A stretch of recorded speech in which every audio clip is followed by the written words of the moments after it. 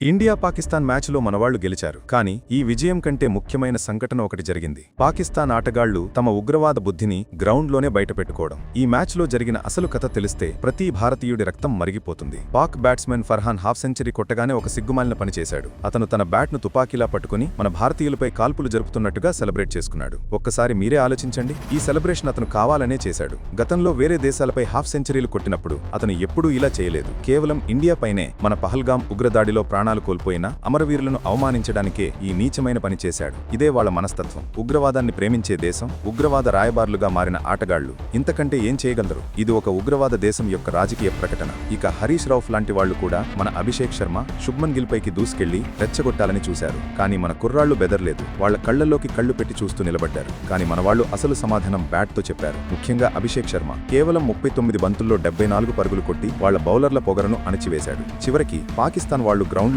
ఓడిపోయారు. బయట ప్రపంచం ముందు కూడా ఓడిపోయారు. వాళ్ల ఉగ్రవాద మనస్తత్వాన్ని వాళ్లే బయటపెట్టుకున్నారు. మనవాళ్లు వాళ్లలా నీచ స్థాయికి దిగజారకుండా ఆటతోనే గెలిచి చూపించారు. ఈ పాకిస్తాన్ ఆటగాళ్ల ప్రవర్తనపై మీరేమనుకుంటున్నారు? ఇలాంటి వాళ్లతో అసలు క్రికెట్ ఆడాలా? మీ అభిప్రాయాన్ని కామెంట్స్లో గట్టిగా చెప్పండి. ఈ నిజాన్ని అందరికీ తెలియజేయడానికి ఈ వీడియోను షేర్ చేయండి. జై హింద్.